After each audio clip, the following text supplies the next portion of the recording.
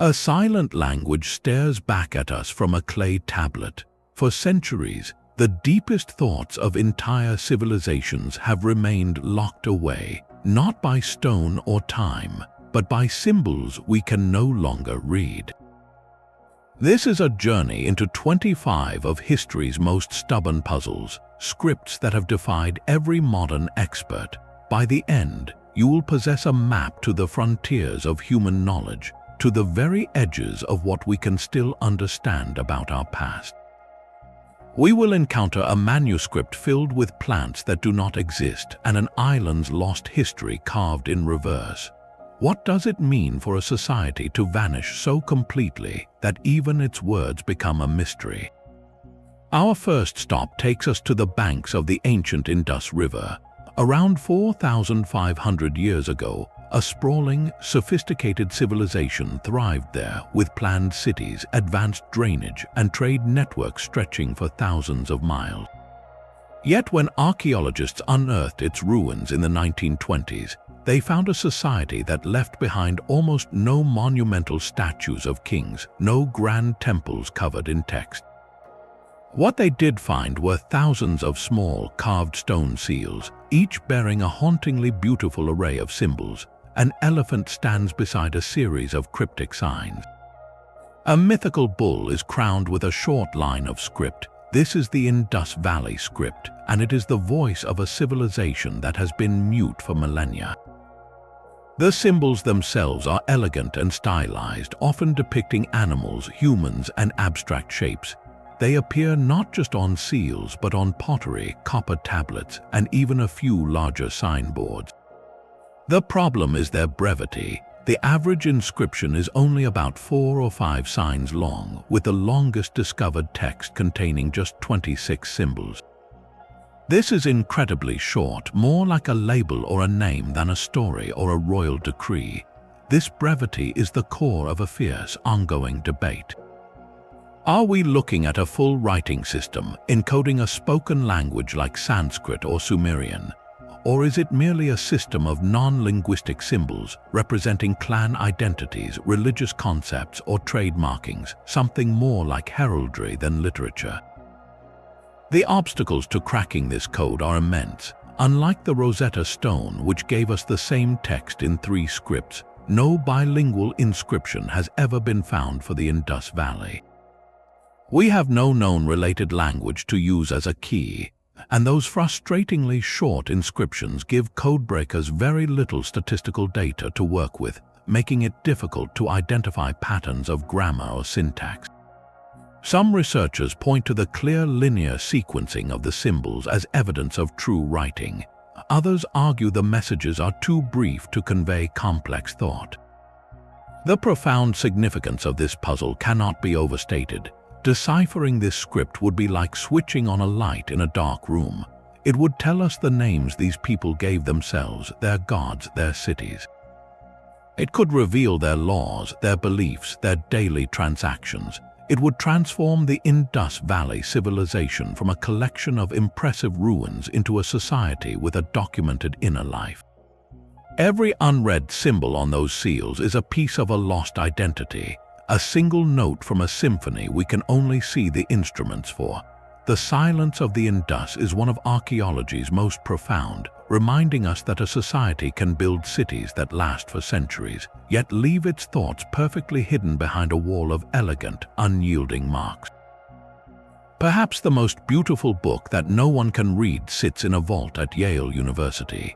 Its pages are vellum, its illustrations vibrant with color, depicting a world that is both familiar and utterly alien. This is the Voynich Manuscript, and it is arguably the most famous unsolved cipher in the world. Unlike the indus-script, which is etched in stone, the Voynich is a complete book, over 240 pages long, filled with text written in an elegant, unknown script.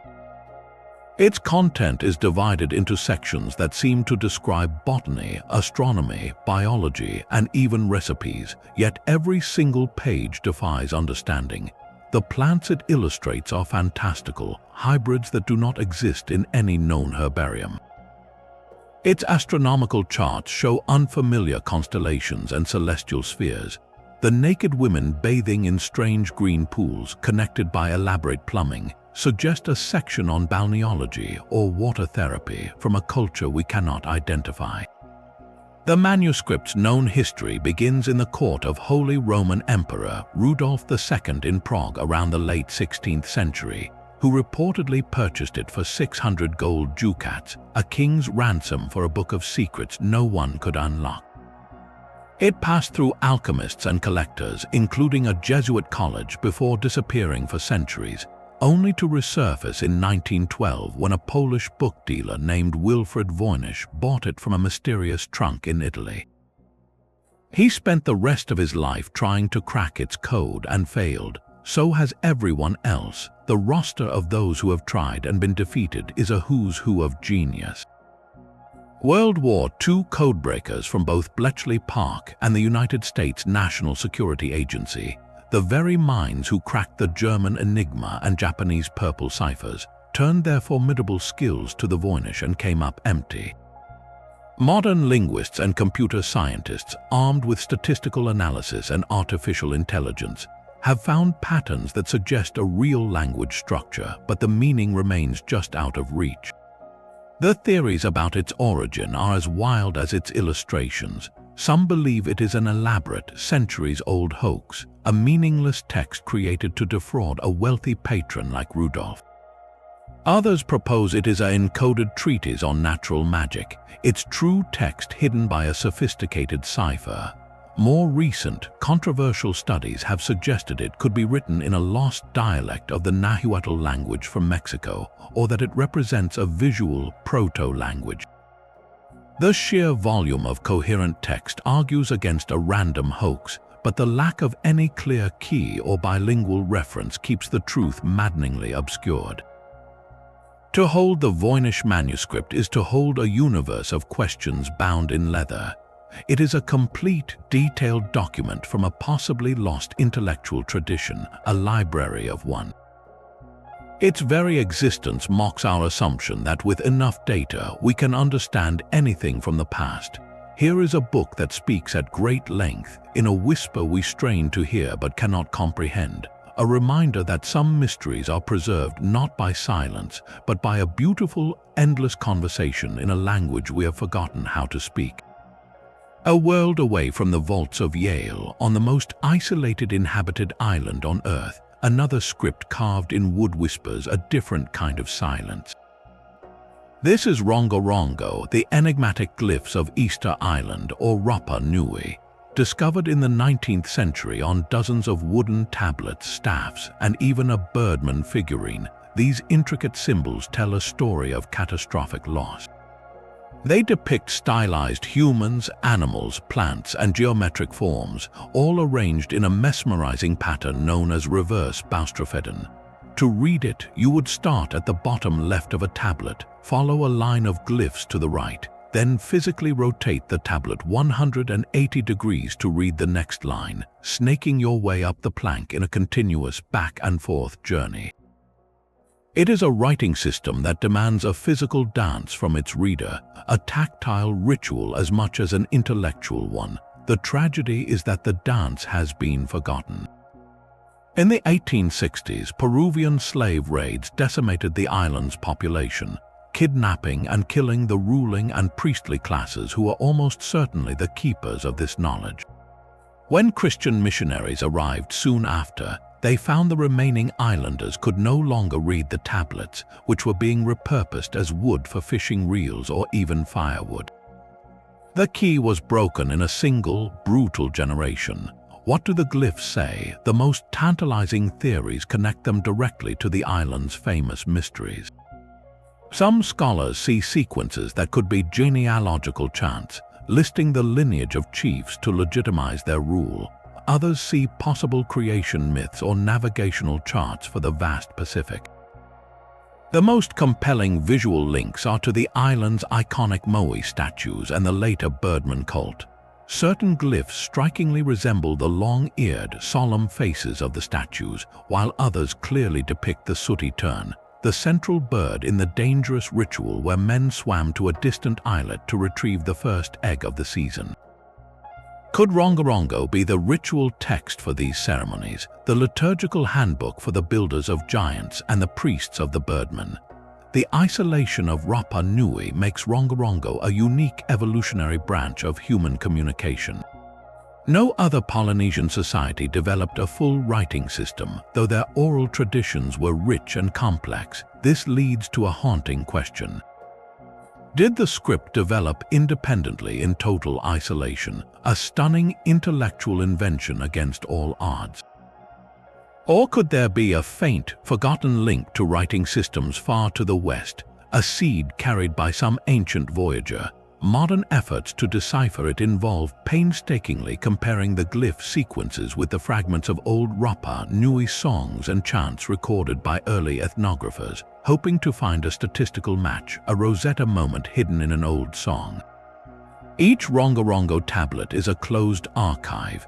It holds the history of how people settled this tiny dot in a vast ocean, how they governed, worshipped, and made sense of their world. To crack this code would not just translate words, it would resurrect the voice of a culture that we only know from the silent, stone faces gazing inland, and the haunting question of what was lost when the last reader died without passing on the turn of the tablet. While Easter Island's script was lost to tragedy, another ancient writing system faded away through sheer complexity. In the dusty plains of ancient Iran, around 3,100 years before the Common Era, clerks in the Proto Elamite civilization were busy inventing a system to manage their world. This is the Proto Elamite script, and it is one of the very oldest writing systems known to humanity, emerging just a few centuries after the first cuneiform in neighboring Mesopotamia.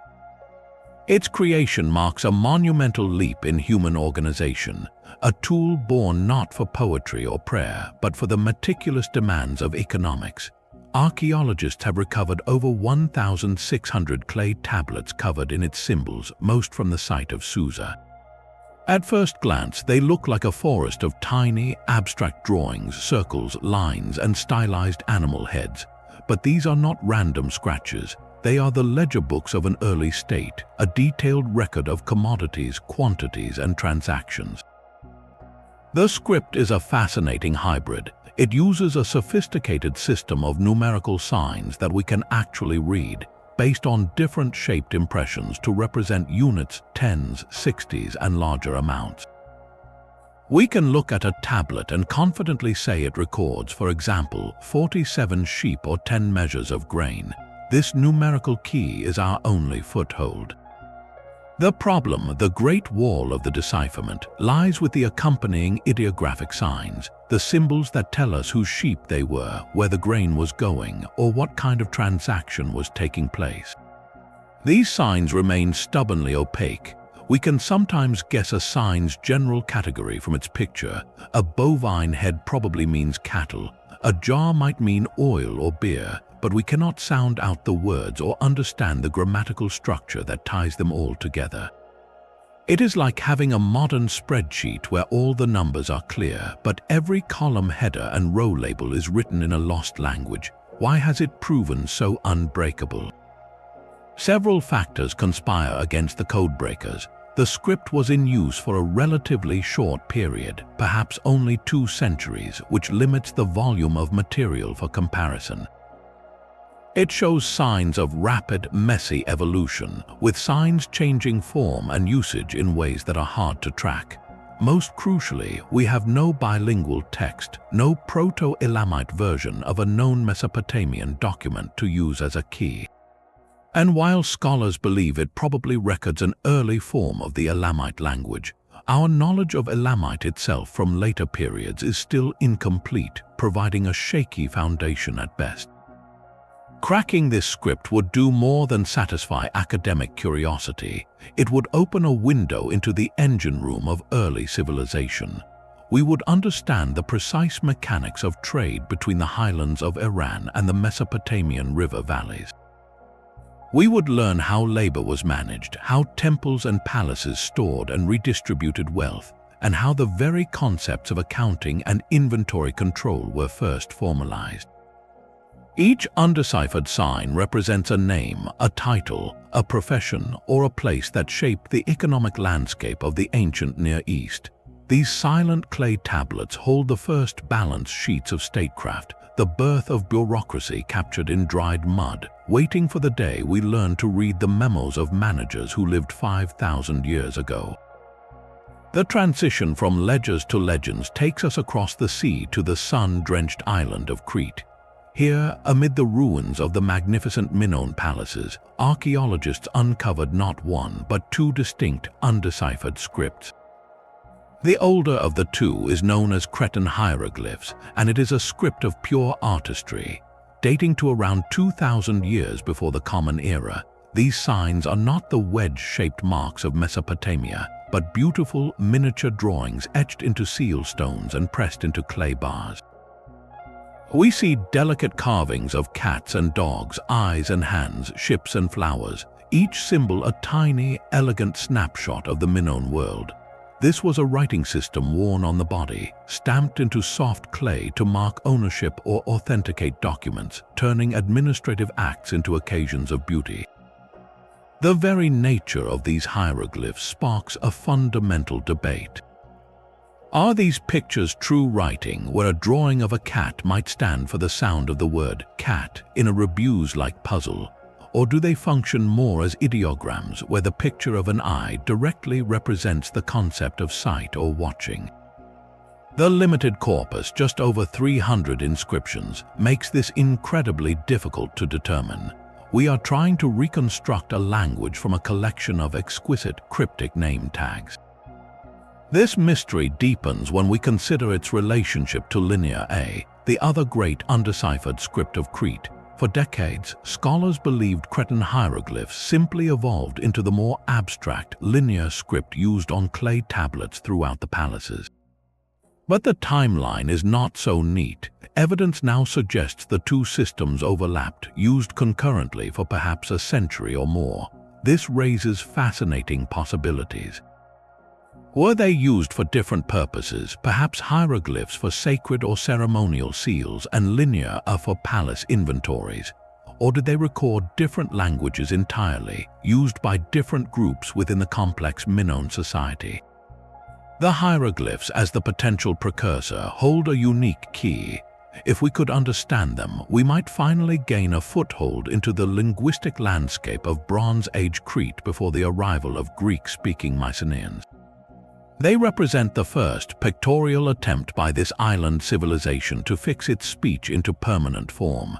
Each carved seal is a capsule from the very dawn of European writing, a glimpse into the mind of a culture that built labyrinths and leaped over bulls, a culture whose words we can see but cannot hear, whose stories are locked inside symbols of ships that never sailed beyond the clay. But the mystery of Cretan writing does not end with those beautiful carved seals. In the storerooms of the Great Palace at Knossos, archaeologists found a different kind of record, written not on jewelry but on humble clay tablets. This is Linear A, and it represents the bureaucratic heartbeat of the Minoan world.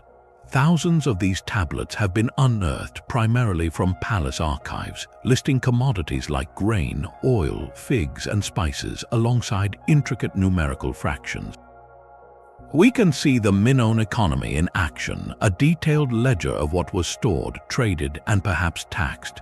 The script itself is a system of about 85 basic phonetic signs, representing syllables, combined with over 100 logograms, which are picture symbols standing for whole words or concepts, like a jar or a chariot wheel. We can actually read the numbers and identify many of the logograms, which gives us a skeletal understanding of these records. We know a tablet is about figs, and we know how many units it records. But the phonetic signs, the part that would tell us the Minoan words for figs, or belonging to the priest of the shrine, remain a locked door. The frustration for decipherers is amplified by a tantalizing historical comparison. Several centuries after Linear A was in use, a very similar-looking script appeared on the Greek mainland and later back on Crete. This script, called Linear B, was successfully deciphered in the 1950s by the architectural genius Michael Ventris. His breakthrough revealed that Linear B was used to write an early form of Greek, the language of the Mycenaeans who later dominated the region. The shapes of the signs in Linear A and Linear B are so close that it is clear Linear B was adapted directly from its Minoan predecessor. This gives scholars a huge advantage, a known sign list with probable sound values. The logical approach, then, is to simply plug those Linear B sound values into the Linear A signs and read it. But when they do, the result is gibberish. No known language emerges from the tablets. This is the core of the Linear A enigma. It proves that the Minoans, the builders of the labyrinth and the painters of leaping dolphins, spoke a language completely unrelated to Greek. It was a unique, indigenous tongue, a linguistic isolate that vanished without descendants when the Mycenaean Greeks took over the palaces. We have the key to the lock, but it turns out the lock was made for a different mechanism entirely. Decades of effort have yielded only fragments of possible meaning, a handful of words that might be place names or divine names, but no consistent grammar or vocabulary has been established. The extensive corpus from Knossos and other sites is a library of economic data written in a language we cannot parse, a detailed map of a kingdom where every label is written in invisible ink. Deciphering Linear A would do more than translate lists of goods. It would finally give a voice to the Minoans themselves, separating their culture from the later Greek myths that surrounded them. We would learn what they called their gods, their leaders, their island.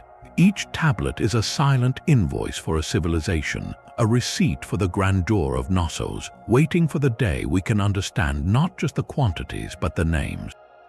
Among the thousands of Linear A tablets lies an object so unique it stands completely apart. In the ruins of the Minoan palace of Phaistos, an Italian archaeologist in 1908 unearthed a single fired clay disc about the size of a small plate. Its surface is covered on both sides with a continuous spiral of 45 distinct pictorial symbols pressed into the clay with individual stamps. This is the Phaistos Disc, and it is one of the most famous and frustrating single artifacts in all of archaeology. Unlike any other writing from the ancient world, it is not handwritten or carved. Each symbol, from a man's head to a ship, from a beehive to a walking bird, was made with a pre-formed seal, a movable type technology that would not be seen again for over 3,000 years. This method of creation is the first great puzzle. Why would someone go to the immense trouble of creating a full set of type for a message that appears nowhere else? The disc is a true singleton, a message in a bottle with no other bottles to compare it to. This isolation fuels wild speculation and serious doubt in equal measure. Without any other examples of this script, codebreakers have nothing to compare it against, no way to check patterns or frequencies. This has led to a carnival of decipherment claims, each more creative than the last. Some scholars have tried to link its symbols to Linear A or Cretan hieroglyphs, proposing it is a religious hymn or a legal document. Others have argued it records an Anatolian language like Luwian, brought by foreign mercenaries. More fanciful theories suggest it is a geometric theorem, a calendar, or even the rulebook for an ancient board game with the spiral representing the path of play. The sheer variety of these attempts only highlights the fundamental problem. We lack any context to judge what might be right. This vacuum of evidence has even led some to question the disc's authenticity. Could it be an elaborate 20th century hoax planted at the site to fool the excavators? Most experts dismiss this, as the technology to fire such a clay disc and the specific mineral composition of its clay match other authentic finds from Phaistos. But the very fact the question is asked speaks to the object's profound strangeness. It does not fit. It is a burst of inexplicable technological innovation recorded once and then lost. The Phaistos Disc is more than an unread text, it is a conceptual anomaly. To hold it is to hold a moment of pure, isolated creativity, a snapshot of a mind that thought to communicate in a way no one else ever replicated. It asks us whether a writing system can exist for just a single message, and what that message could possibly have been so important to warrant its own unique, stamped alphabet. It is a solitary star in the archaeological sky, shining brightly but offering no constellation to guide us to its meaning. Long before the Maya raised their pyramid temples, a different civilization laid the cultural foundations of Mesoamerica. The Olmecs, often called the mother culture of the region, flourished along the Gulf Coast of Mexico over 3,000 years ago. They are famous for the colossal stone heads, each weighing many tons, that stare with an enigmatic authority across the jungles. For decades, scholars debated whether this powerful, complex society also possessed a true writing system, or if their communication remained purely symbolic. Then, in the late 1990s, a discovery was made that threatened to rewrite the history of writing in the Americas. A road construction crew quarrying gravel from a site called Cascajal in the Olmec heartland unearthed a single serpentine block. This rectangular stone slab, about the size of a large textbook and weighing nearly 12 kilograms, was covered on one face with 62 distinct symbols. This is the Cascajal block, and it ignited a firestorm of debate. The symbols are beautifully clear, a mix of abstract shapes and recognizable objects like an insect, an ear of corn, a throne, and a fish. They are arranged in clear, horizontal rows, and crucially, they show signs of a linear sequence. Certain glyphs appear repeatedly, and the text seems to have a clear beginning and end. These are the hallmarks of a true writing system, one that encodes language with syntax, not just isolated pictures. If authentic and correctly dated to around 900 years before the Common Era, the Cascajal block would be the oldest writing in the Western Hemisphere by several centuries, predating the earliest known Maya glyphs. But from the moment it was published, controversy surrounded it. The block was not excavated by archaeologists in a controlled dig. It was found out of context by laborers, raising immediate questions about its provenance. Some skeptics suggested it could be a modern forgery or even an ancient fake from a later period. Others, while accepting its antiquity, argued the symbols might not be true writing at all, but an elaborate form of proto-writing, a sophisticated system of icons that conveyed meaning but did not represent the specific sounds of a spoken language. The debate hinges on a subtle but critical distinction. Proto-writing uses symbols to directly represent things or ideas, like a drawing of a fish to mean fish or fishing. True writing uses those symbols to represent the sounds of words, allowing for the expression of abstract concepts, names, and complex grammar. The linear arrangement and repetition on the Cascajal block strongly suggest the latter, but without more examples, it is impossible to prove. The block remains a solitary, magnificent question mark. Since its discovery, other potential Olmec glyphs have been identified on cylinder seals and greenstone artifacts, brief sequences that hint at a broader tradition. Yet none provide the volume of text needed for a decipherment. The immense importance of this puzzle cannot be overstated. If the Olmecs did invent writing, it means this foundational civilization gave its successors not just art and architecture, but the very tool for recording history. The later, fully developed scripts of the Maya, Zapotec, and others could have deep roots in Olmec soil. To crack this code would be to hear the first words spoken in the recorded story of the Americas, to learn what the builders of those giant stone heads chose to write down. It would transform the Olmecs from a mysterious precursor into a literate society with named rulers, stated laws, and perhaps even their own lost literature. Every symbol on the Cascajal block is a potential seed from which the great epics of Mesoamerica grew, a silent testament to the moment history began to be written in the New World. The silence of the Cascajal block is not the only whisper from that formative era. Several centuries later, another script emerged, one that offers a few more tantalizing clues before it too falls silent. This is the isthmian-script, sometimes called Epi-Olmec, and it is carved into a handful of monumental stone stelae from the Isthmus of Tehuantepec region in Mexico. The most famous of these is the La Moggiora Stela, a towering slab of stone discovered in 1986. It is a breathtaking artifact covered in over 450 finely carved glyphs arranged in 21 vertical columns, flanking the detailed image of an elaborately dressed ruler.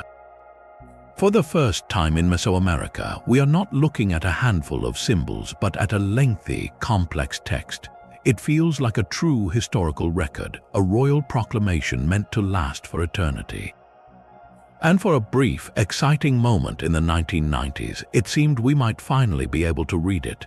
Two linguists, John Justison and Terence Kaufman, proposed a full decipherment of the isthmian-script. Their work was a monumental effort. They argued the script was a mix of logograms, which are symbols for whole words, and syllabic signs, which represent sounds, a structure very similar to later Maya writing.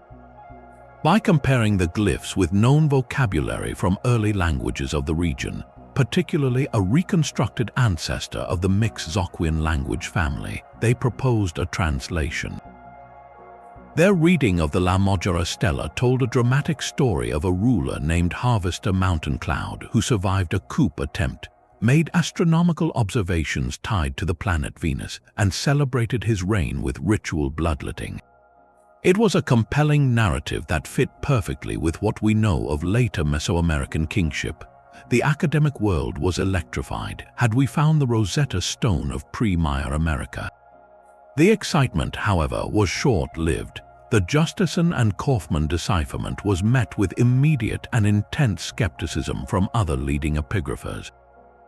The core criticism was methodological. Their translation relied heavily on assuming the content would mirror known Maya texts, then working backward to assign sound values to the Isthmian glyphs.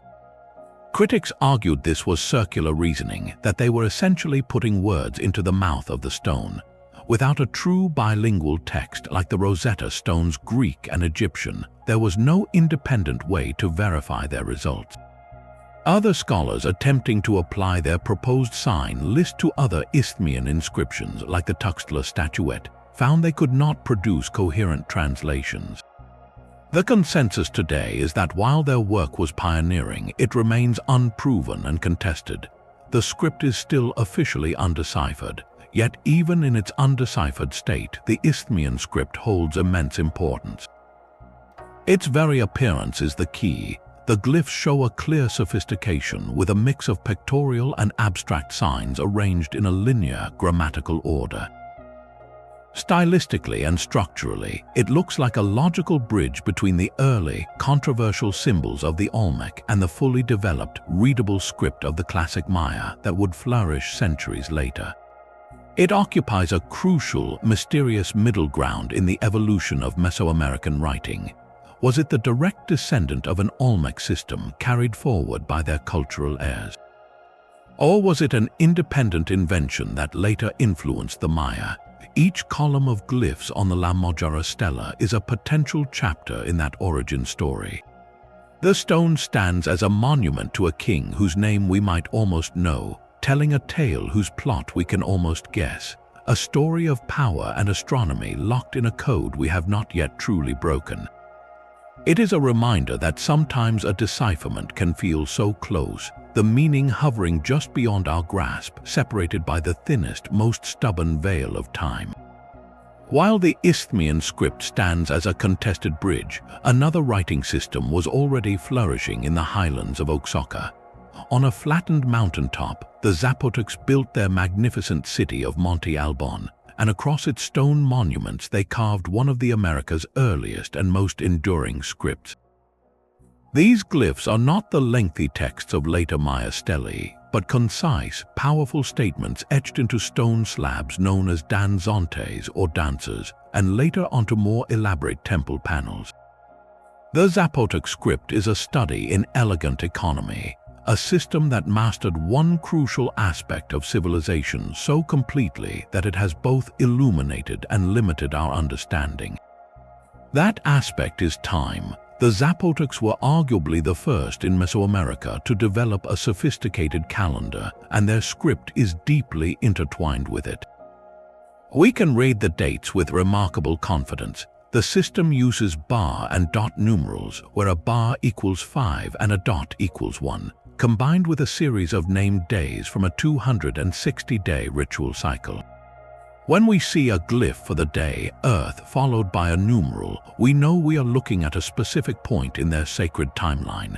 This calendrical decipherment is our great success. It allows us to anchor these monuments in time, to see that a particular conquest or dedication happened on, say, 5 earthquake in the year 3 house. We can even identify the names of rulers, as they often took their titles from the calendar, becoming Lord 5 Earthquake or Lady 10 Flower. This has given us a skeletal chronology of Zapotec kings and queens, a list of names and dates stretching over centuries. But here lies the profound and ongoing challenge. Moving beyond these calendrical notations into the full sentences that must have accompanied them is like hitting a wall. The vast majority of Zapotec inscriptions are incredibly brief, often just a date, a name, and a single cryptic action glyph. A typical inscription might show a date, a portrait of a ruler sitting in a niche, and a glyph that seems to depict a temple with smoke or a descending spear. We can guess it records an accession to the throne, a temple dedication, or a military victory. But we cannot read the verb. We do not know the specific words for he conquered, she dedicated, or it was built. The grammar, the syntax, the rich descriptive language that would tell us the how and the why of these events remains locked away. This partial understanding creates a hauntingly incomplete picture.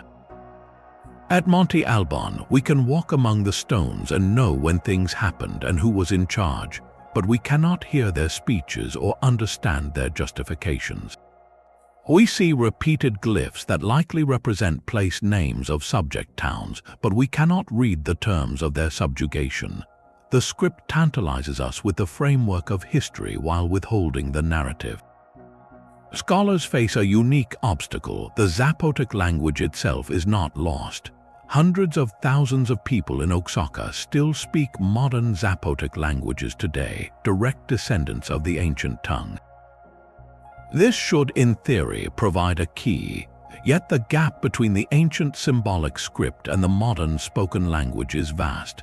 The glyphs are highly abstract and logographic, and without a bilingual text to show how those symbols corresponded to spoken words, linguists struggle to map them onto known vocabulary. It is as if we had modern English and a set of ancient corporate logos, but no manual to explain which logo stood for which word. The ongoing work involves painstakingly comparing glyph patterns across hundreds of monuments, looking for repeating combinations that might indicate grammatical particles or common phrases. Each new discovery at a site like Atsompa or Dainzhou adds another piece to the statistical puzzle.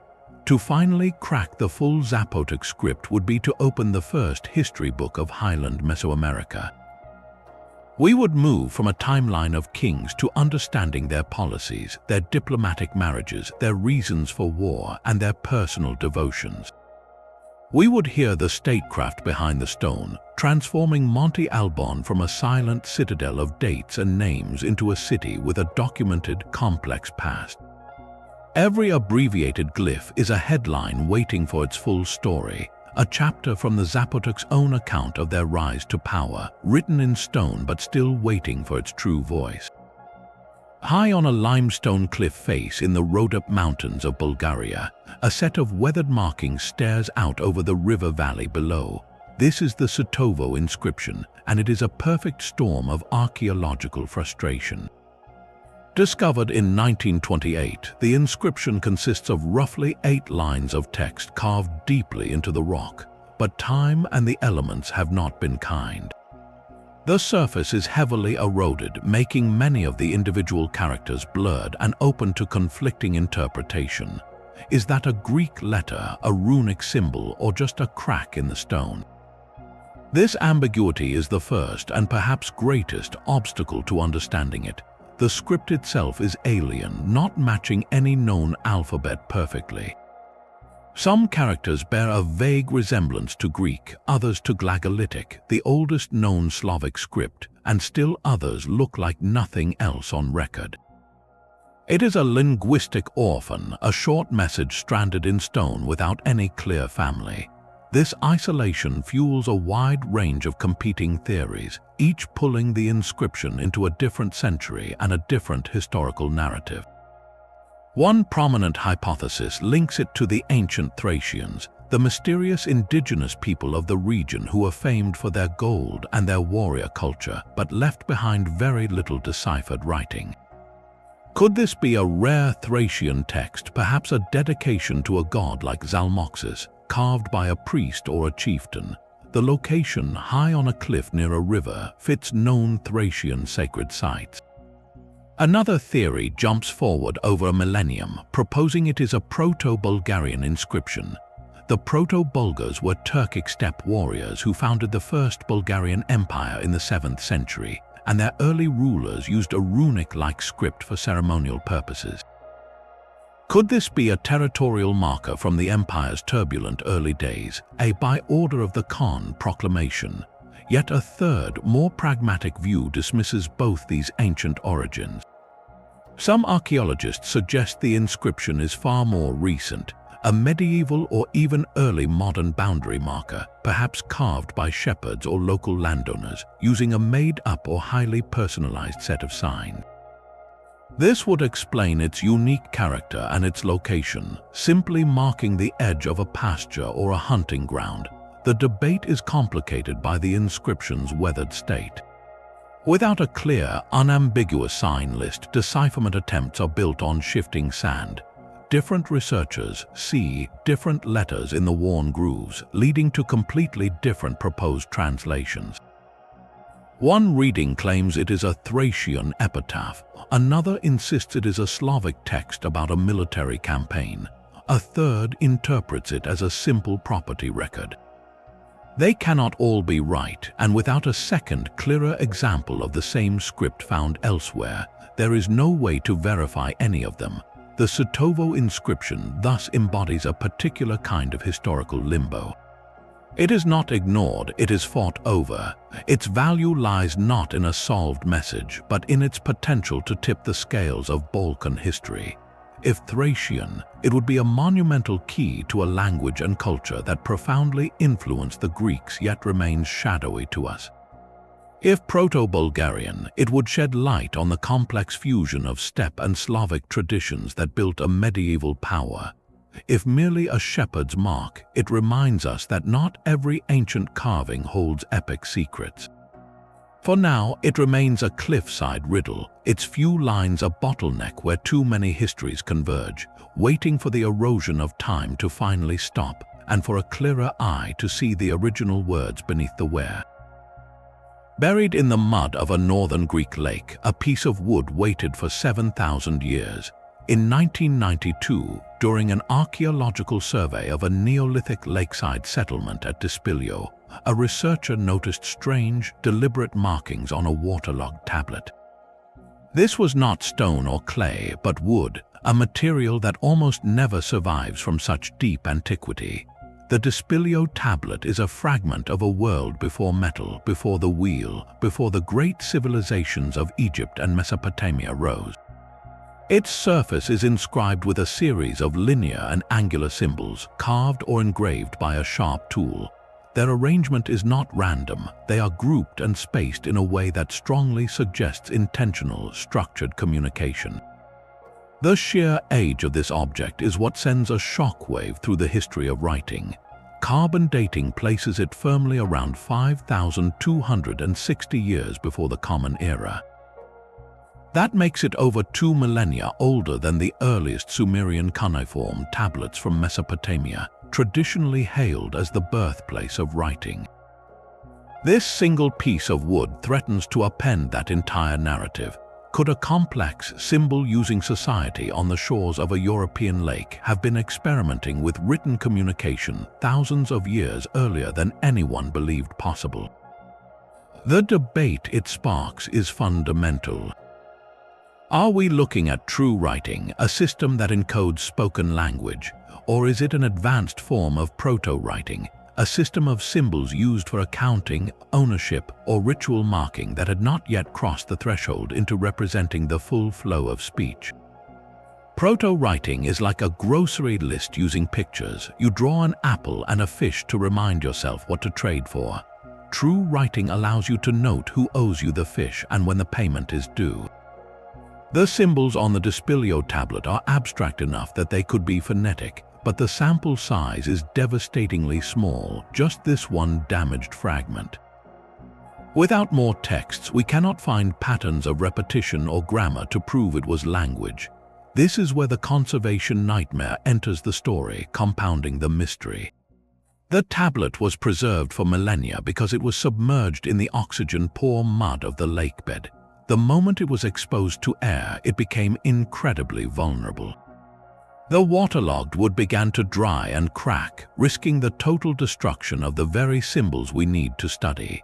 Immediate conservation was a race against time, involving complex chemical treatments to slowly replace the water in the wood cells with stabilizing compounds. This process is delicate and can alter the surface, sometimes making the inscriptions even fainter. High-resolution photography and laser scanning have been employed to create a permanent digital record, but the physical object remains fragile, limiting direct study. The conservation challenge means that even the exact number and shape of the symbols is a topic of careful, hesitant scrutiny. Every interpretation must be filtered through the lens of potential damage or distortion. The tablet, therefore, stands as a dual symbol of breathtaking possibility and profound fragility. It whispers that the human urge to record and communicate in permanent symbols may be far older and far more widespread than our textbooks state. It suggests that writing might not have been born once in the Fertile Crescent, but could have sparked independently in multiple places, like a cognitive fire catching in different dry grasses, only for most of those early flames to flicker out without leaving more than a charred fragment behind. This piece of wood is not just an undeciphered script, it is a potential turning point in a 7,000-year-old story, waiting in a conservation lab for the day we develop the tools to read its faint, ancient lines without them fading away forever. The deep past offers another contender for the title of the world's oldest writing, and it was found inside a grave. At the Neolithic site of Jiahu in China's Henan province, archaeologists uncovered something extraordinary, not on clay or wood but on tortoise shells.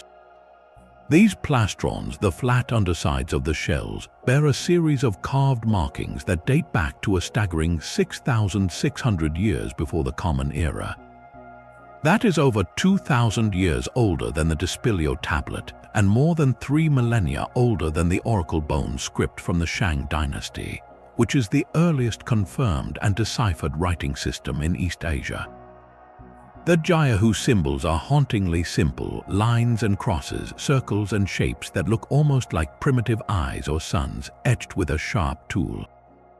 Their discovery ignited a firestorm in the academic world because they strike at the very heart of a monumental question.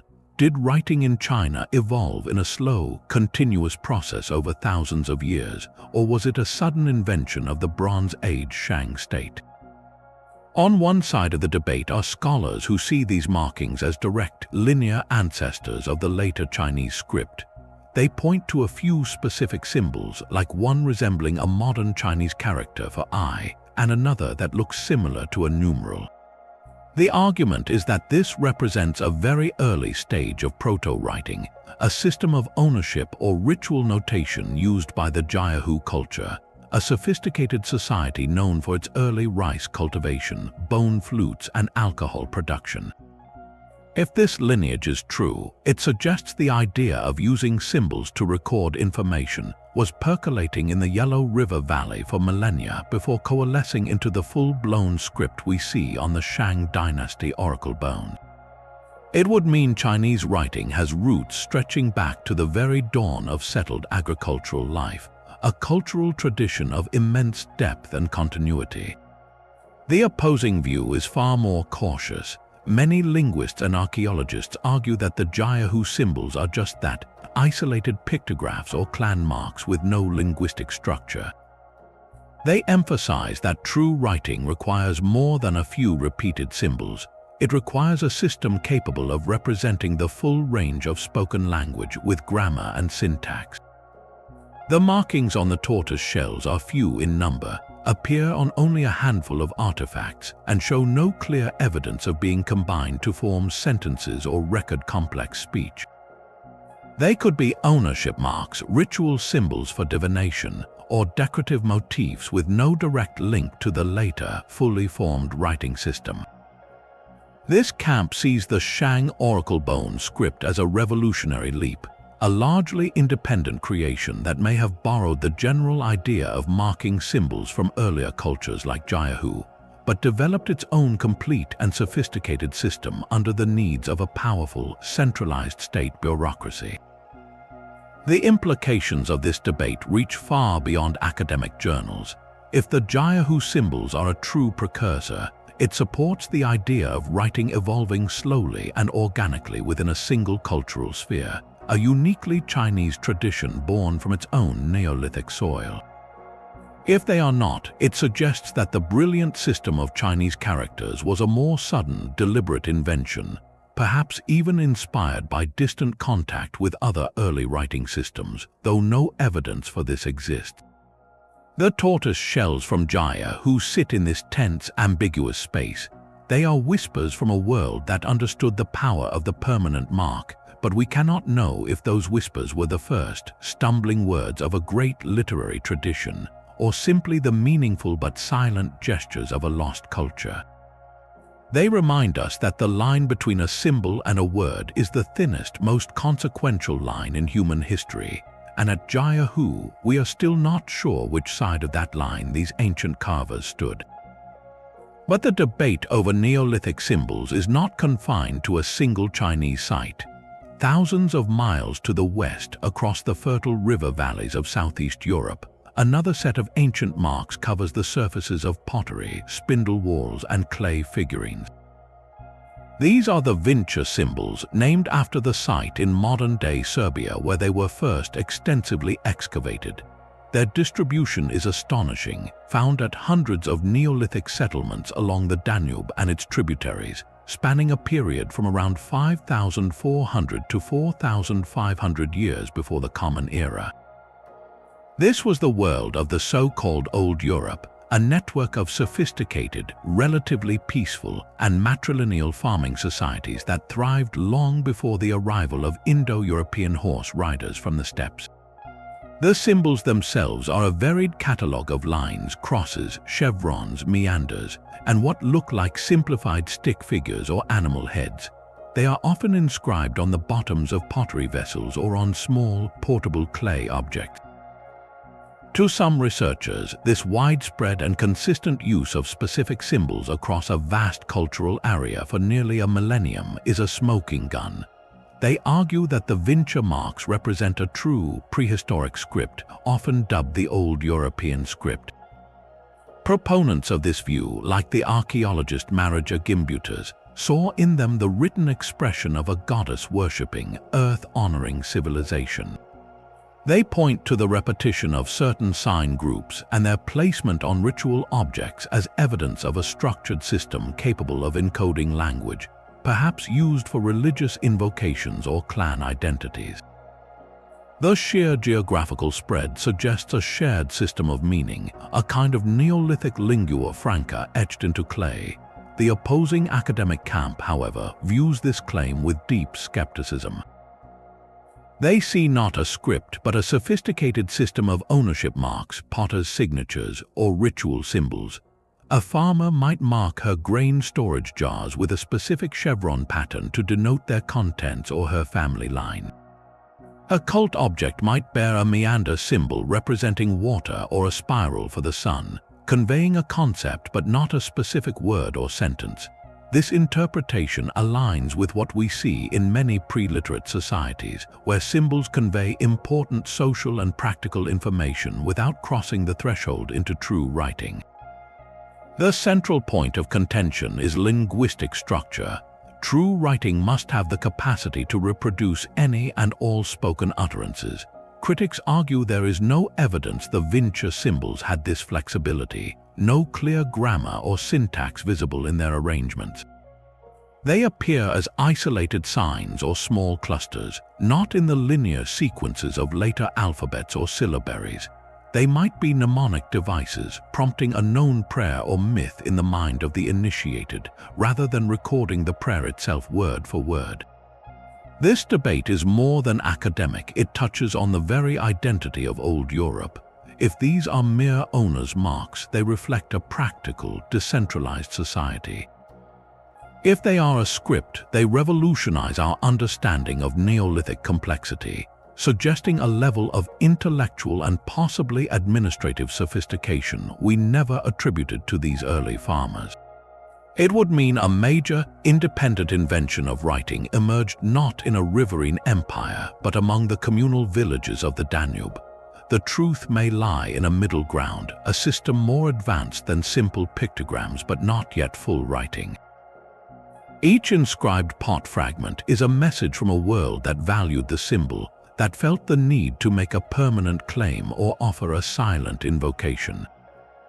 They are the fingerprints of a civilization that communicated its world, not on monuments, but on the everyday objects of life, leaving behind a beautiful, cryptic code that may represent the very first stirrings of the European desire to write.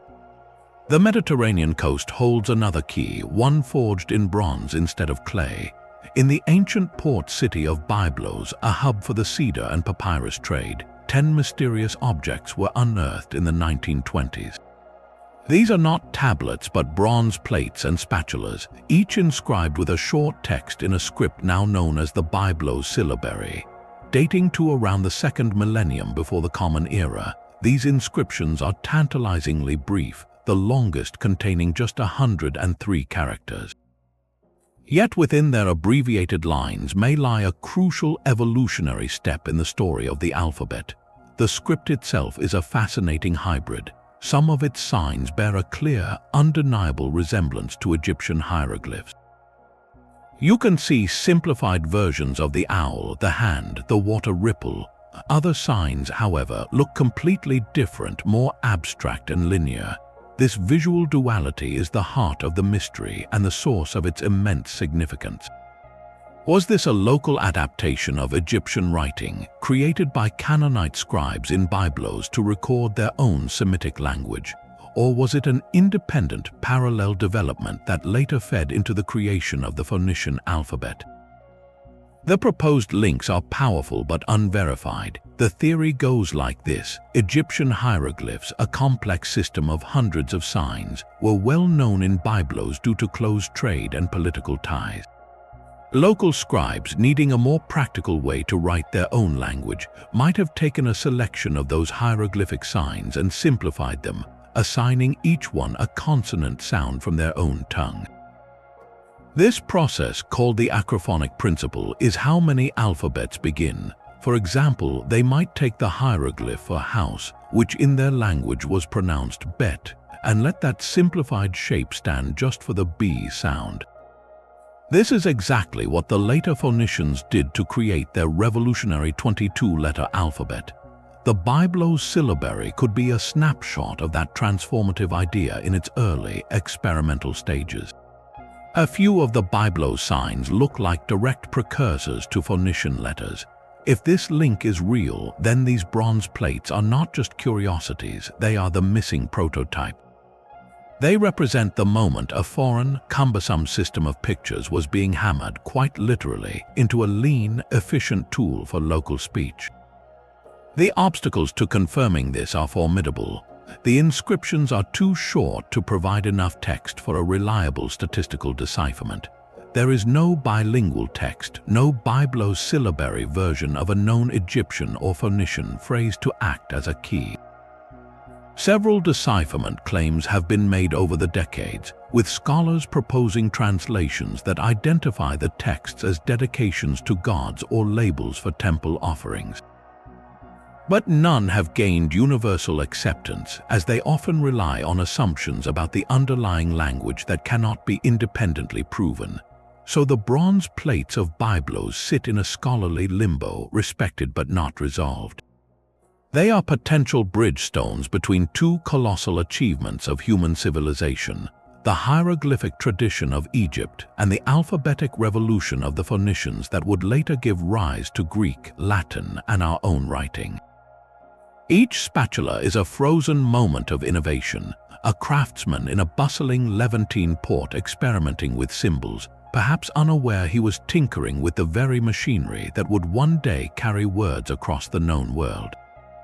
The transformation from picture to sound was not born in a royal court, but in a desert mining camp, deep in the turquoise mines of the Sinai Peninsula, around 1800 years before the Common Era. A group of Semitic-speaking laborers or mercenaries, likely from Canaan, were working under Egyptian control.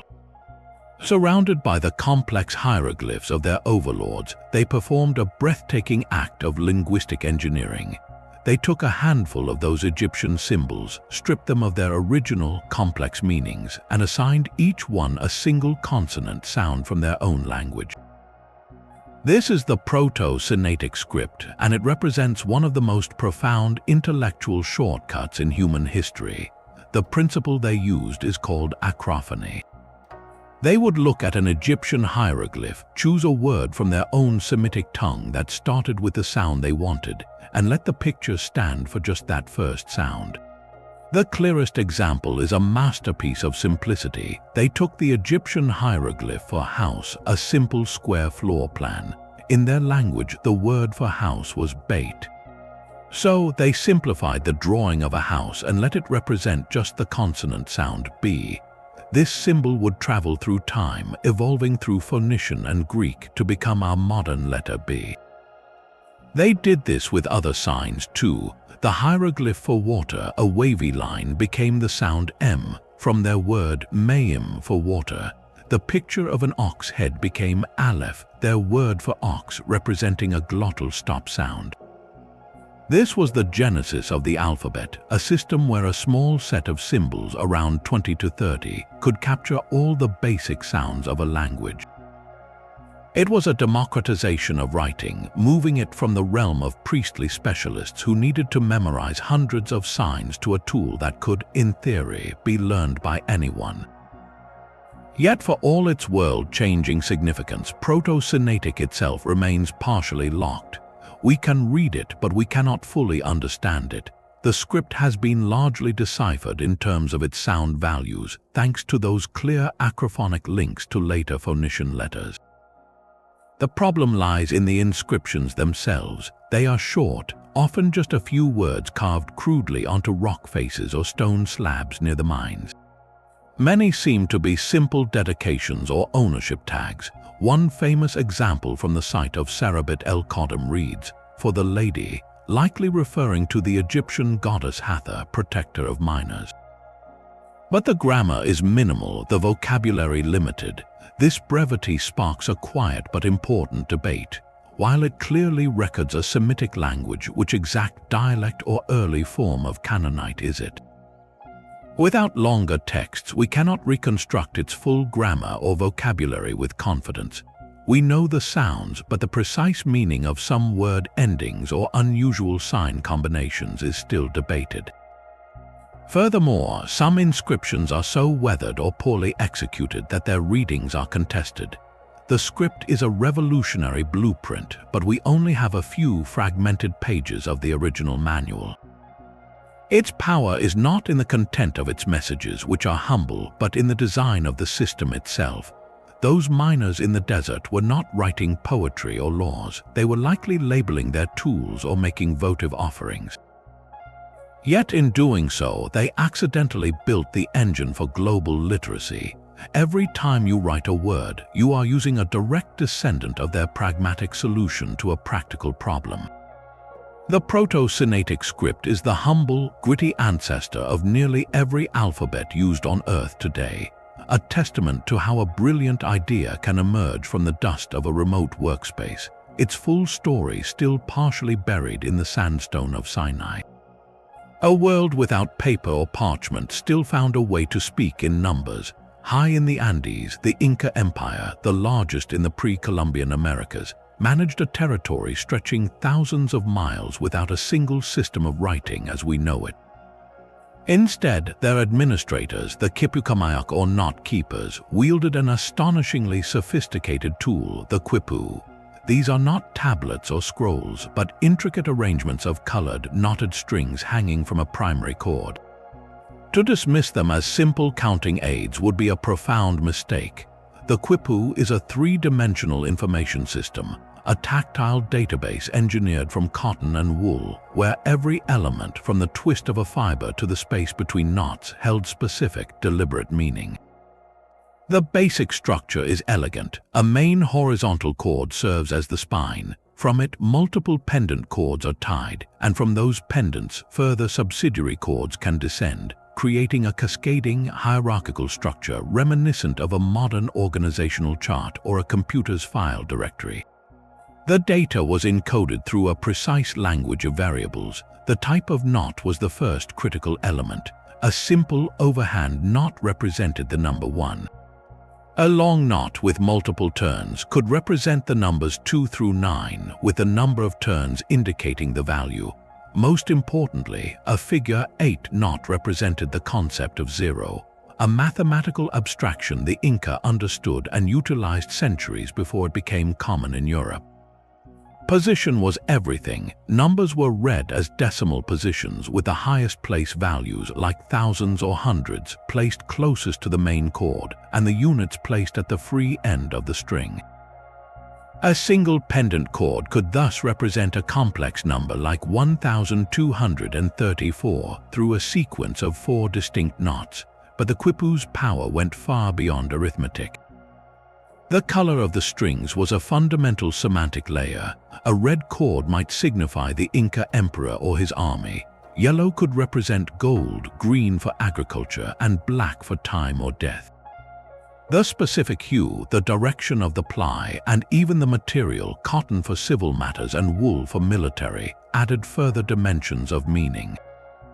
A Quipu could therefore record not just that a village had 500 units of something, but that it owed 500 units of maize green strings as tribute, a specific knot combination for the previous year black strings. It was a woven spreadsheet of an entire empire's logistics, from population census and tax records to astronomical calendars and inventory of storehouses. Recent breakthroughs have pushed our understanding even further. Scholars like Harvard anthropologist Gary Urton have proposed that the Quipu system was so complex it could have recorded narrative information, perhaps even histories and genealogies, using a binary coding system similar to modern computing. By analyzing the direction of the knot spin, the ply of the cord, and other structural features, they argue that Quipus may have been capable of encoding non-numerical linguistic data. Some colonial Spanish chronicles even noted that Inca runners would deliver Quipus as messages, and that during legal proceedings, knot keepers would read from their cords to present evidence. Yet this is where the Great Wall of Decipherment stands. We can read the numbers and understand the general categories from color, but without the living Quipu to provide the oral key, the specific lexical meaning is lost. We see a red cord with a complex knot and know it concerns the emperor, but we cannot hear the specific title, the verb, or the place name it signified. The Spanish conquest was catastrophic for this knowledge. The colonizers, viewing the Quipus as idolatrous objects or tools of a pagan administration, systematically destroyed them and suppressed the knot keepers. While hundreds of Quipus survive in museums, the living tradition that animated them was severed. The Quipu challenges our very definition of writing.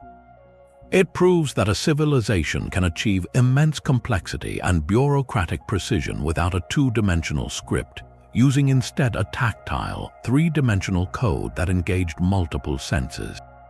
To hold a Quipu is to hold the fiscal heartbeat of a mountain empire, a pulse we can still feel in the tight coils of its knots, but whose full rhythm we may never truly hear.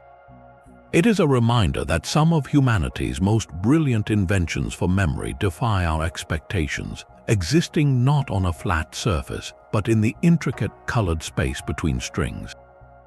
The silence of those wooden tablets is a siren call to modern codebreakers. In the late 20th century, a New Zealand linguist named Stephen Fisher made a bold claim that sent shockwaves through the academic world. After years of studying the glyphs, Fisher proposed a partial decipherment of Rongorongo. His method was rooted in a statistical analysis of the glyph sequences, looking for patterns of repetition and order. He noted that certain glyphs, like one depicting a crouching human figure, appeared at regular intervals, almost like punctuation. Fisher theorized these were markers separating individual lines of text. More dramatically, he argued that the content of the tablets was overwhelmingly genealogical. He interpreted recurring sequences as chants listing the names and titles of chiefs, a sort of woven family tree for the ruling class of Rapa Nui. His translation of one tablet, known as the Santiago Staff, read like a royal chronicle. Phrases like, "All the birds copulated with the fish, there issued forth the sun," which he interpreted as metaphorical creation lines leading to a list of progenitors. For a moment, it seemed a key had been found. Fisher's work was compelling because it aligned with what we know of Polynesian culture, where oral genealogies, or wakapapa, were sacred records of history and legitimacy. Reciting a lineage proved one's right to rule or own land. If Rongorongo was the physical, permanent form of that oral tradition, it would make profound sense. Yet the academic community met Fisher's claims with intense skepticism.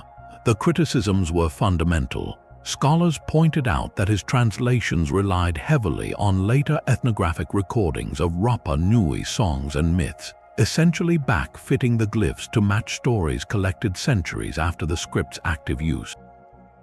This is a dangerous method, as it assumes the content remained unchanged over generations of oral transmission, a shaky foundation for a decipherment. Without a true bilingual text, a Rongorongo equivalent of the Rosetta Stone, there was no independent way to verify that a glyph of a bird truly meant bird in a specific linguistic sense, or if it stood for a sound, a title, or a god. Fisher's work, while pioneering, is now seen as a provocative hypothesis rather than a proven solution. It highlighted the immense difficulty more than it provided a final answer. Today, the quest continues with even more sophisticated tools. Computational linguists and data scientists apply statistical models to the entire known corpus, searching for syntactic patterns and grammatical structures invisible to the human eye. They use algorithms to compare the sequences against databases of known Polynesian languages, hunting for any statistical echoes. These digital efforts face the same brutal constraint as all others: the corpus is simply too small. With only about 26 surviving texts and many of those fragmentary, there is not enough data for the algorithms to find reliable, repeatable patterns. It is like trying to deduce the rules of English grammar from a handful of random newspaper headlines. Every potential pattern could be meaningful, or it could just be a coincidence amplified by scarcity. The lack of a linguistic key is the ultimate barrier. We do not know what language the script records. Was it an older, purer form of Rapa Nui, now lost? Could it have recorded a sacred, priestly language different from everyday speech? Or does it encode a completely different tongue from the island's deeper past? Each unread line is a locked door, and we are still searching for the right ring of keys, testing each one against a lock we cannot see in the dark. The silence of those short inscriptions has not gone unchallenged by the modern world's most powerful tools. When human eyes and traditional linguistic methods hit a wall, scientists turn to pattern recognition and artificial intelligence, asking machines to see what we cannot. The quest to decipher the indus-script has become a digital frontier, a battle fought with algorithms and statistical models. One of the most compelling lines of evidence comes from a field called information theory, specifically the analysis of entropy. In simple terms, entropy measures the randomness or predictability in a sequence of symbols. All human languages have a specific, measurable entropy range, a kind of statistical fingerprint. Non-linguistic systems like DNA sequences or computer code have different fingerprints. When researchers applied this test to the indus symbols, analyzing the order and frequency of the signs, the entropy fell squarely within the range of known natural languages. This is a powerful argument that the script is not random, nor is it a simple set of clan symbols. It behaves statistically like writing that encodes speech. The patterns of bigrams, which are pairs of signs that appear together, and trigrams, groups of three, show a structure consistent with syntax, the rules that govern sentence formation. The machines are telling us with cold mathematical certainty that this looks like language. Building on this, computational linguists have attempted to link the script to known language families through brute force modeling. The most prominent hypothesis suggests a connection to the Dravidian languages, a family now primarily spoken in southern India but possibly widespread across the subcontinent in antiquity. The approach is ingenious. Researchers create a database of words from ancient Dravidian languages like Old Tamil. Then, they make assumptions about how a writing system might work, for instance, that certain signs could represent syllables or specific consonants. The computer then runs millions of comparisons, searching for matches between the proposed sound values of indus signs and the reconstructed Dravidian vocabulary. Some results have been tantalizing, producing possible readings of signs as words for fish, star, or house. But here is where the cold logic of computation meets the messy reality of an ancient mystery. These models are built on layers of assumptions. We must assume the underlying language is Dravidian. We must assume the script is primarily syllabic. We must assume the direction of reading. Change any one of these assumptions and the output changes completely. The computer can only find patterns based on the rules we give it, and if our starting rules are wrong, the answer will be elegant, publishable, but ultimately fictional. This is why even the most advanced artificial intelligence has so far failed to deliver a definitive decipherment. An AI can be trained to recognize patterns in a massive corpus of text, but the indus corpus is tiny and fragmented. It lacks the volume of data a modern machine learning system craves. More fundamentally, AI lacks the archaeologist's intuition, the historian's context. It cannot look at a seal depicting a unicorn-like animal and wonder if that creature held mythological significance that influenced the text beside it. It cannot factor in the archaeological find spot of a tablet to guess if it records a trade transaction or a religious offering. The AI sees strings of symbols, it does not see a civilization. The problem is not a lack of computing power, it is a lack of a key. All the pattern recognition in the world cannot tell us what sound the first symbol on a seal made in the mouth of an Indus Valley merchant. Without a bilingual inscription, a single artifact with the same text in a known script, every computational model is building a castle on sand, a beautiful structure that remains untethered from proven reality. So the machines hum and the debate continues. The statistical evidence strongly suggests we are looking at a true writing system. The computational models offer fascinating yet unverifiable glimpses of what it might say.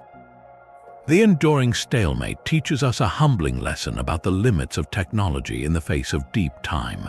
We can send a probe to the edge of the solar system, but we cannot read the label on a 4,000-year-old clay pot from our own planet. Each new algorithm, each entropy study, brings us closer to confirming the script's linguistic nature, yet still leaves us standing outside the door, listening to the faint, rhythmic murmur of a language we may never fully hear. The digital age has given us new ways to hear the silence, but not yet the words within it. Perhaps no theory about the Voynich Manuscript is as geographically daring as the New World hypothesis. Some researchers, looking at the manuscript's unfamiliar plants and its strange, tub-like bathing scenes, have proposed it is not European at all, but a Mesoamerican codex in disguise. The argument hinges on the period after Columbus. Could a Spanish friar or an indigenous scribe have attempted to record Aztec or Mixtec botanical knowledge using a hybrid writing system, blending European script styles with native concepts? Proponents point to illustrations that vaguely resemble New World plants like the sunflower or the prickly pear cactus, and the bathing scenes are compared to the sweat baths or temazcals common in Mesoamerican medicine. The idea is captivating, a secret bridge between two worlds on the brink of catastrophic collision. Yet the evidence is profoundly circumstantial.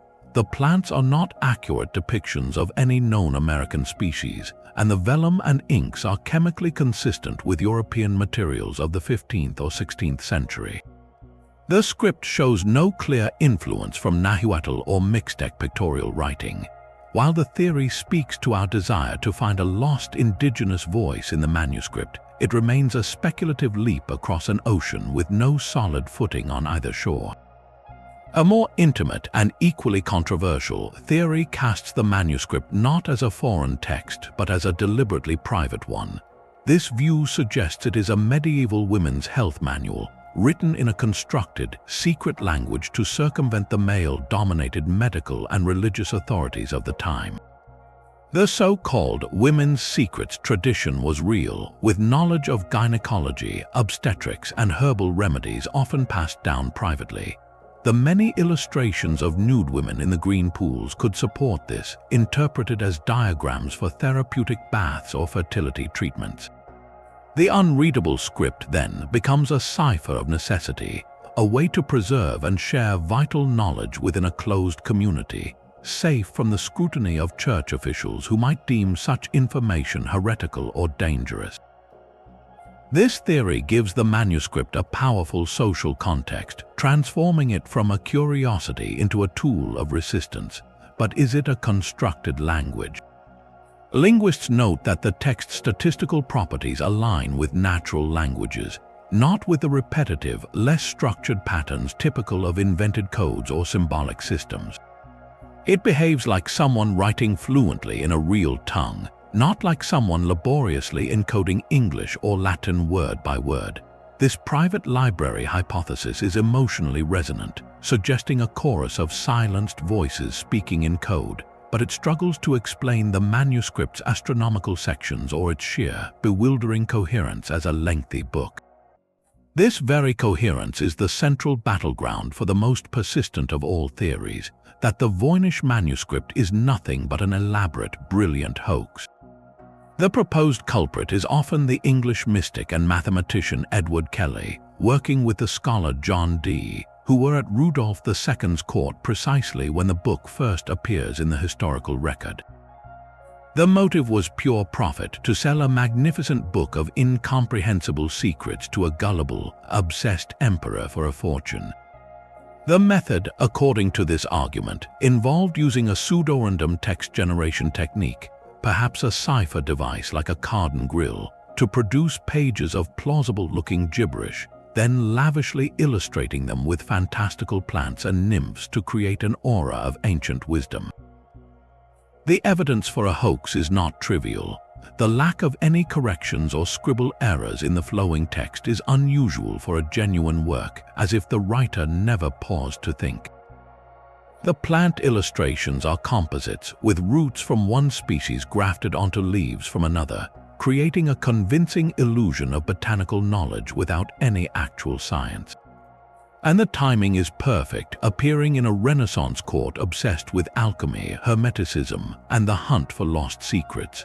A skilled forger would have known exactly what his patron desired. Yet the hoax theory faces its own formidable objections, primarily from the cold logic of statistics and linguistics.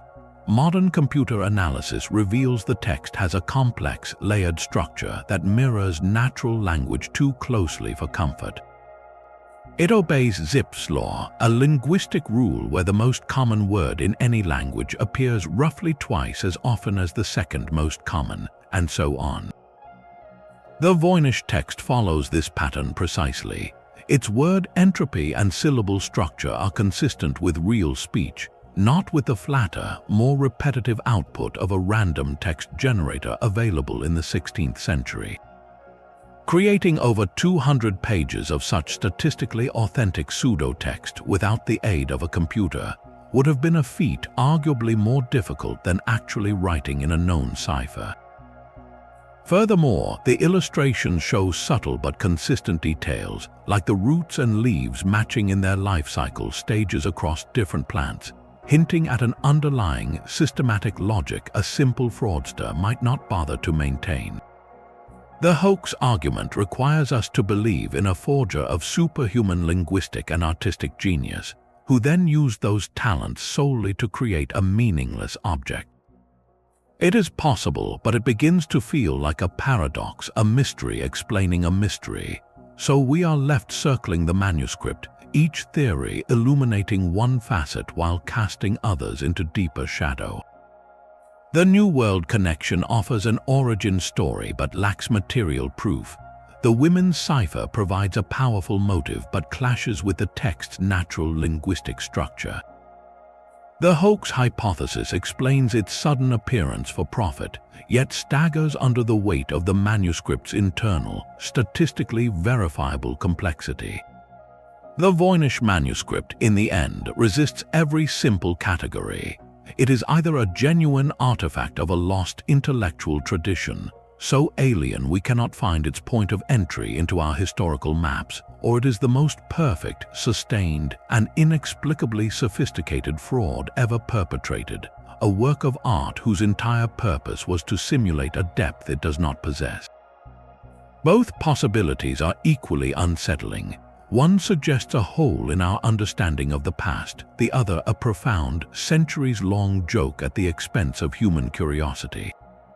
The book sits in its vault, a perfect mirror, reflecting back not answers, but the shape and intensity of our own desire to solve it. The isolation of the Phaistos Disc is so complete that it begs for connections, and our eyes instinctively turn to the other great script from the same island. Could the strange stamped symbols of the disc whisper secrets that help unlock the silent ledgers of Linear A?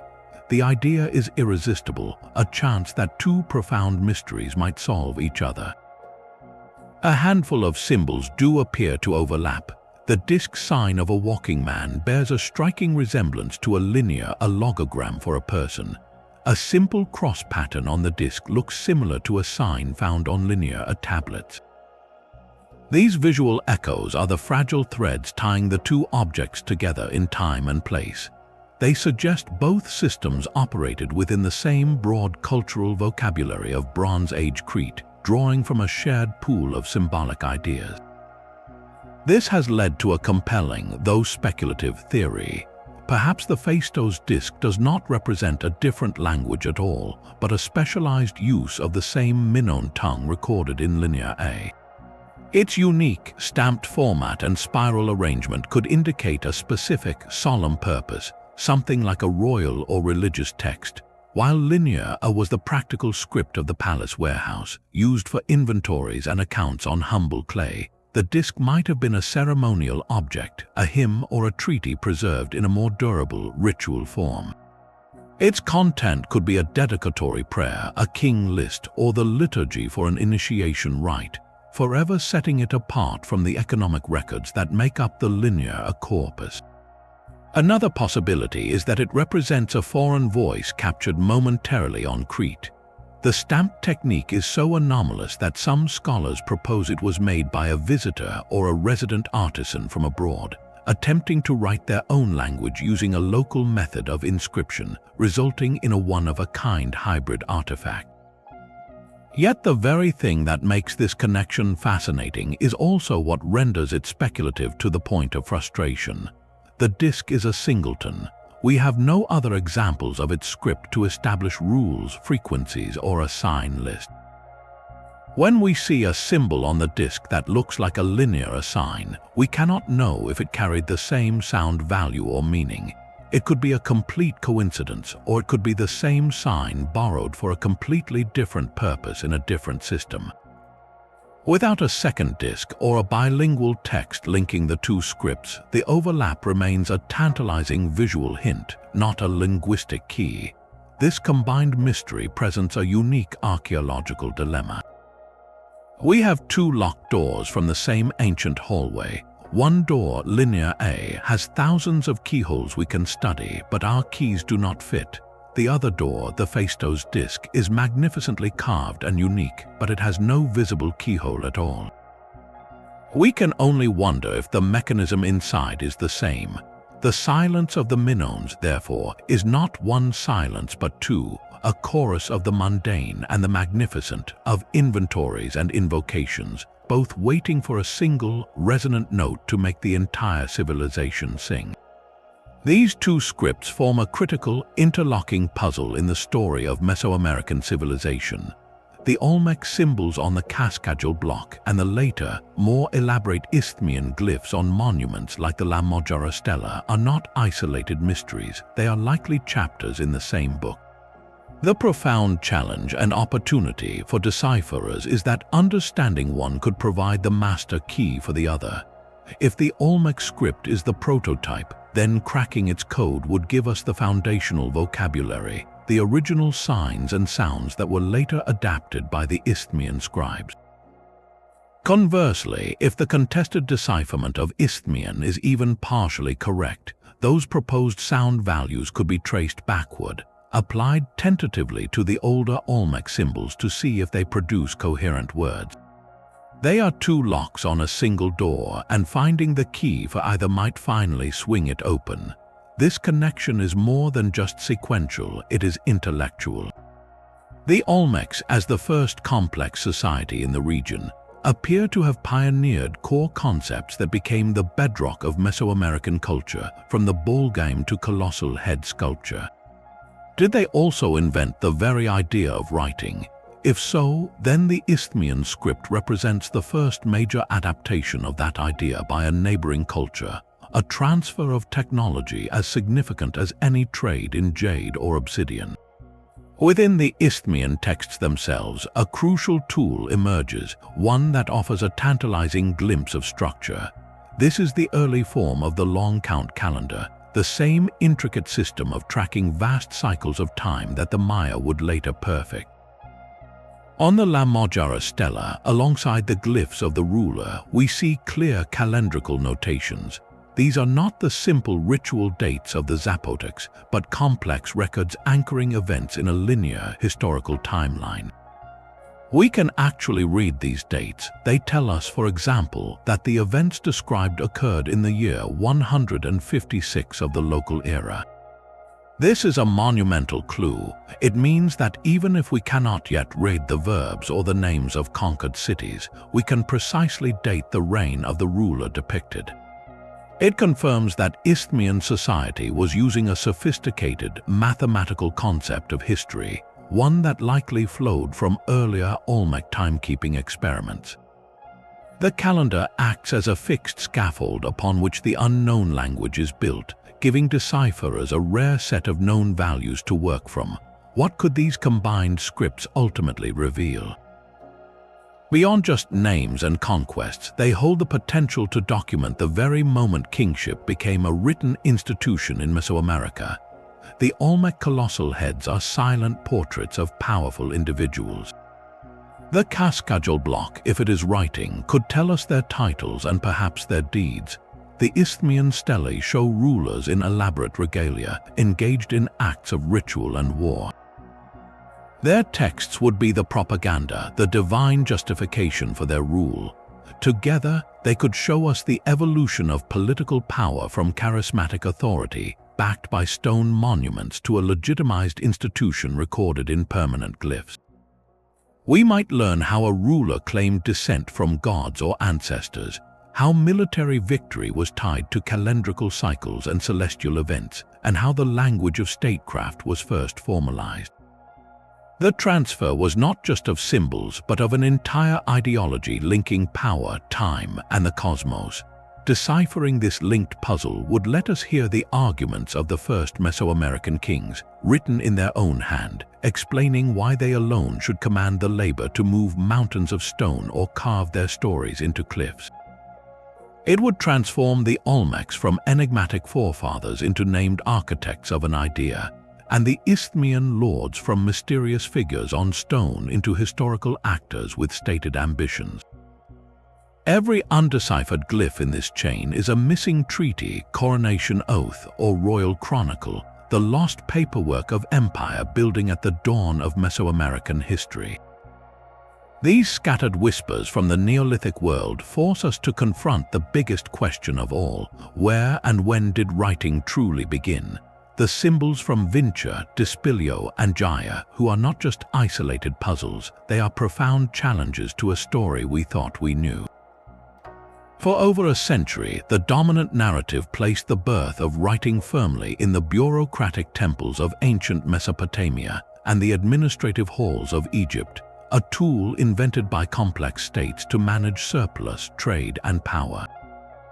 These three Neolithic sites, separated by thousands of miles and years, suggest a far messier, more fascinating origin story. They ask us to reconsider whether the drive to make a permanent mark might be a deeper, more fundamental human impulse, one that flickered to life in communal villages long before the rise of kings and empires. To understand why these symbols are so revolutionary, we must first navigate the crucial divide between proto-writing and true writing. Proto-writing is a system of symbols that conveys information, but it does so directly. A picture of a fish means fish, a series of tally marks means 20 sheep. It is powerful and practical, used for accounting, ownership, or ritual marking, but it lacks the grammar and syntax to record spontaneous speech, to write a poem, a law, or a personal name with abstract sounds. True writing crosses that magical threshold. It uses signs to represent the sounds of a language, allowing it to encode any thought, any utterance. It is a tool not just for listing things, but for telling stories, arguing philosophy, and lying about one's age. The symbols from Vinča, Dispilio, and jiahu sit right on this razor's edge, and scholars are fiercely divided on which side they fall. Take the Vinča symbols found across the Balkans. Their widespread and consistent use for centuries is their strongest argument. When you see the same chevron pattern or meander on pots from different villages, it suggests a shared system of meaning, a kind of Neolithic semaphore. But are these shared words or shared concepts? A potter might mark her wares with a specific sign to denote her clan, a concept, but that sign might not be pronounced the same way in different dialects. It is a brand, not a phonetic spelling. The dispilio-tablet adds another layer. Its linear arrangement on wood feels intentional, almost sentence-like, yet its solitary, fragmented nature denies us the context to prove it. The jiahu tortoise shells, with markings resembling later Chinese characters, are perhaps the most tantalizing. If those carvings are indeed the ancestors of a script that evolved continuously for thousands of years, it suggests writing in China was not a sudden Bronze Age invention, but a seed planted in the Neolithic that grew slowly over millennia. The implications of proving any one of these to be true writing are earth-shaking. If the Vinča symbols are a script, it means a sophisticated, possibly matrilineal society in old Europe developed writing independently, and that this technology was later lost or suppressed by incoming Indo-European cultures. Our entire understanding of European prehistory would need rewriting. If Dispilio's wood holds true language, it pushes the invention of writing back by over 2,000 years and places it not in a river valley empire, but in a lakeside farming community. It would mean the idea occurred to humans much earlier, in a context of community and ritual, not just state control. And if jiahu's marks are the root of Chinese writing, it reinforces a narrative of stunning cultural continuity, where the very symbols used by early rice farmers evolved in an unbroken line into the characters used by emperors and poets. Together, these Neolithic enigmas dismantle the tidy, Mesopotamia-centric model. They propose a world where the idea of symbolic recording sparked in multiple places, like early experiments with fire. In some places, like Sumer, the spark caught and roared into the flame of cuneiform, fueled by the needs of a growing state. In other places, like the Danube Basin or the shores of Lake Castoria, the spark may have glowed for generations in the form of proto-writing, only to fade when the social structure that nurtured it changed or disappeared. This is not about finding a single birthplace, but about mapping a cognitive landscape. It suggests that the human mind, once freed from the daily struggle for survival by agriculture, naturally began to experiment with externalizing memory, with fixing thought in clay, wood, and bone. The successful systems, the ones that evolved into full writing, were those adopted and expanded by powerful, centralized institutions. The others remained as silent, beautiful fossils of a path not taken. These scattered symbols are therefore more than undeciphered scripts, they are potential alternate histories. They represent the lost first drafts of humanity's greatest invention, the technology that allowed us to escape the limits of memory and speak across the centuries.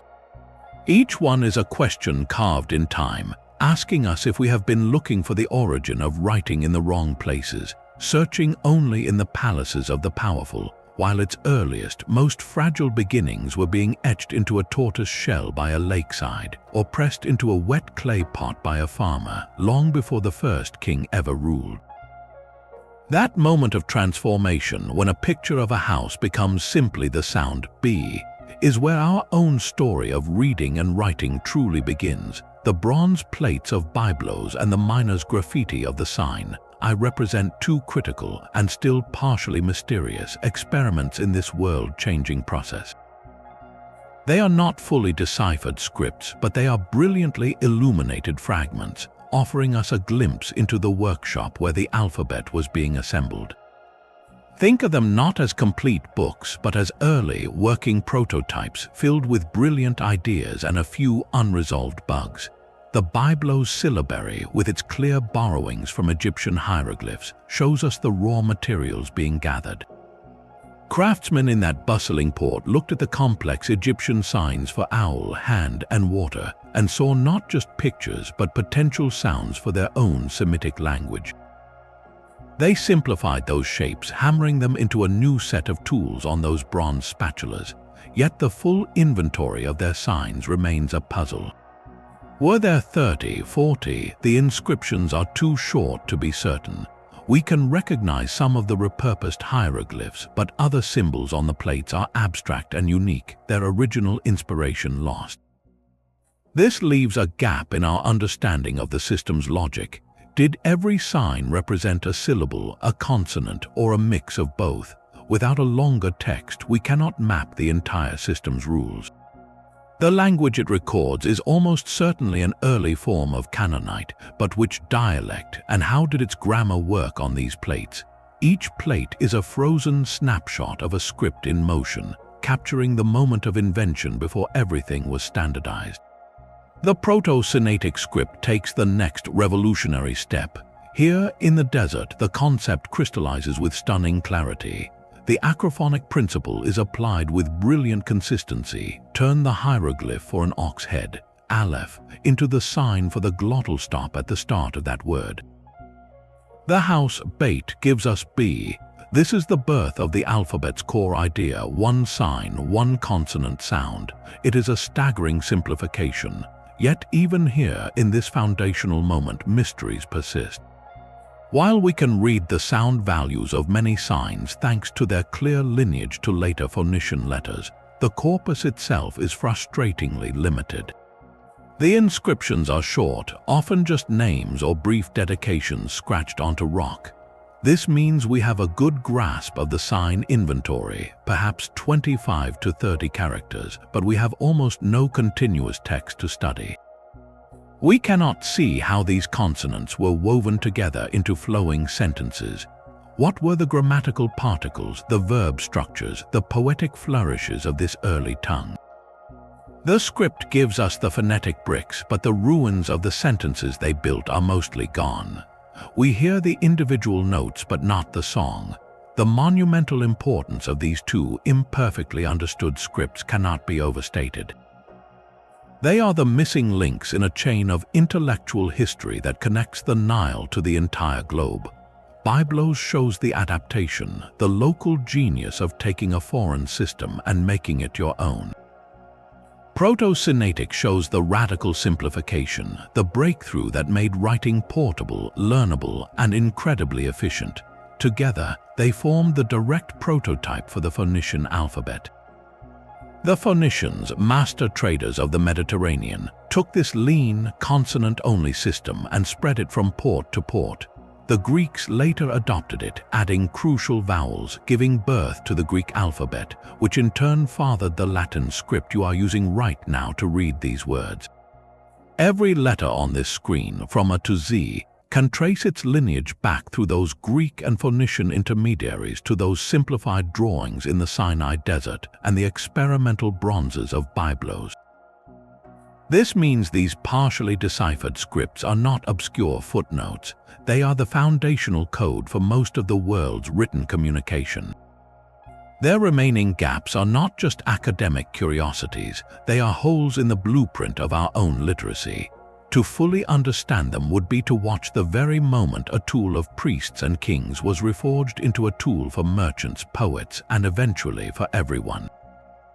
They remind us that our greatest inventions often begin not with a finished product, but with a few scattered, brilliant experiments, etched in bronze and stone, waiting for the future to recognize their world-changing potential. But what if a civilization chooses to speak not in lines on a page, but in knots on a string? The Inca Quipu forces us to ask a foundational question: what exactly do we mean by writing? Our entire framework for decipherment assumes we are looking for a system that records spoken language, a process linguists call glottography. Whether it is the alphabet in this sentence or a Chinese character, the symbol ultimately connects to a specific sound in a specific tongue. The Quipu challenges this assumption at its core. It may represent something entirely different, a system known as semasiography. This is writing that conveys ideas or information directly without being tied to the sounds of any particular language. Think of a modern airport sign. The silhouettes of a man and a woman on restroom doors communicate a universal idea instantly, regardless of whether you say bathroom, toilet, or baño. The Quipu could operate on this profound level. A specific color, knot, and placement might directly encode the concept, tribute of maize from the Northern Valley, a complete package of meaning understood by any trained knot keeper across the empire, no matter their local dialect. This is not a script of words, but a script of concepts, a three-dimensional language of administration. The implications of this distinction are staggering. If the Quipu is purely semasiographic, then our entire quest to decipher it into Quechua or any other spoken language might be misguided. We would not be looking for a phonetic translation, but for a conceptual key, a manual explaining how combinations of color, spin, and knot type map to ideas like harvest, census, or royal decree. This redefines the Quipu not as a failed attempt at glottography, but as a brilliant, successful invention that chose a different path entirely. Yet the most tantalizing research suggests it might be both. Scholars like Gary Urton propose the Quipu used a binary code where the direction of a knot spin or the ply of a chord could represent a yes or no, a 1 or a 0. In this model, strings of these binary choices could theoretically encode phonetic information, much like the ones and zeros in a computer file can encode this spoken sentence. A single Quipu could therefore have layers, a semasiographic layer quickly telling an administrator the subject and quantity, and a deeper, glottographic layer recording the exact name of a place or a person for those initiated into the full code. This hybrid possibility is what makes the Quipu such a philosophical lightning rod. Its potential decipherment would not simply add another language to the historical record, it would explode our categories.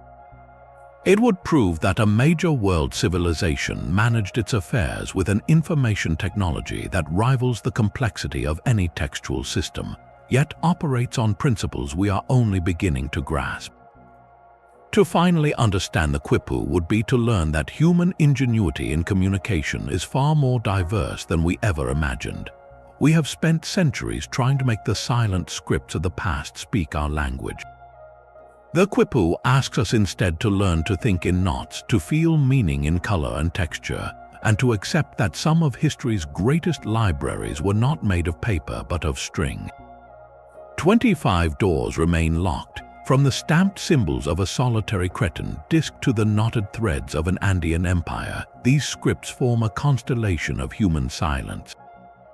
They are not mere puzzles, they are the severed connections to entire ways of thinking, to civilizations that shaped their world with ideas we can no longer hear.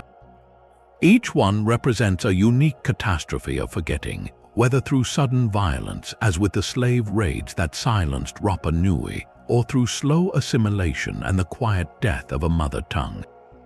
They remind us that knowledge is the most fragile artifact of all, far more perishable than stone or clay.